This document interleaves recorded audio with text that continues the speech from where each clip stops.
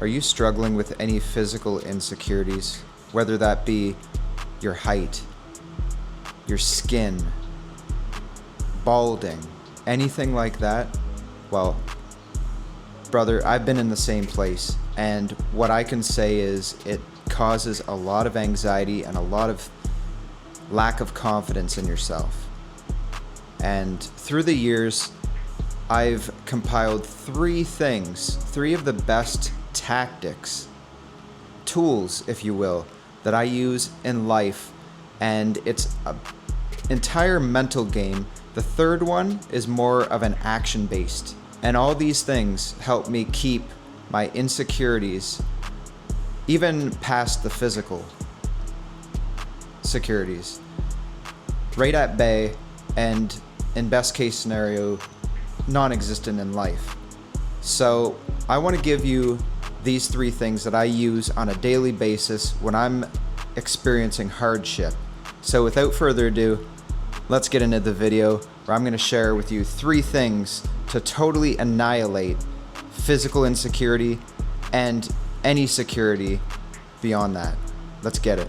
So the first step that you want to go into is you want to sit down and think about why you feel insecure about the thing that's really troubling you and causing you anxiety on a daily basis.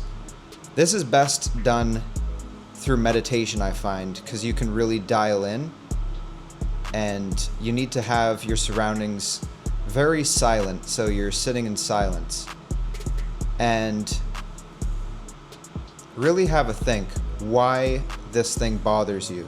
So let's use an example of having bad skin or acne, and this is something that troubled me in the past, and it really affected confidence and just my self-worth that I put on myself.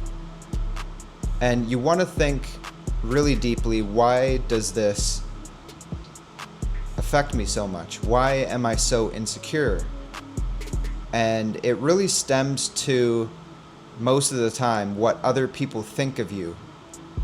So you're gonna think maybe, yeah, like someone's gonna call me pizza face, and like I'm never gonna get girls because they're gonna just be looking at my acne and everything.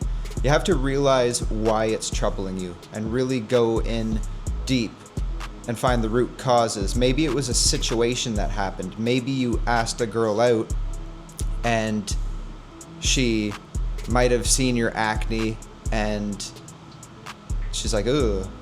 You know, some girls are really superficial like that, and they see things and it really drives them away, and it's just human nature, I find. And people change through the years. Sometimes someone's like that, and then someone changes their character, but you shouldn't take it personally. You should dial in on what you think of yourself in that situation and think, okay, I have acne. I have it because mostly it could be because of the diet that you're on, and most of the time though it is genetic. You get the genetics and you're more prone to acne. That's why you can see someone just scarfing down a pizza and his clear skin looks like a model. So thinking about the root cause of why you think of your physical situation as being a bad thing and having anxiety around it, that's where you want to start. You really want to think about situational and social and just everything that circulates around that. And then the second step is you have to realize that, yes, some people are not going to like you or going to think of you as less because you are either bald, have acne and don't look like a model, you're short.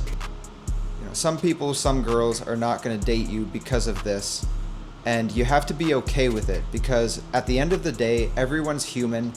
Everyone thinks a certain way, even if it's not the best way. And that's why there's bullies in school. It's because they might have an insecurity themselves and then shadow that onto you. And it's the same with everyone else. If someone's ill towards you because of a physical thing, it's more of an insecurity on themselves. So realizing that it doesn't come from you, it comes from someone else, that's where you have to really put your mind to. And you have to realize it's okay, and not everyone's gonna think that about you. There's gonna be people that are gonna think the best and say, yeah, he has genetics that just makes him prone to the way he is. Maybe it's a diet thing, but you can always change your diet.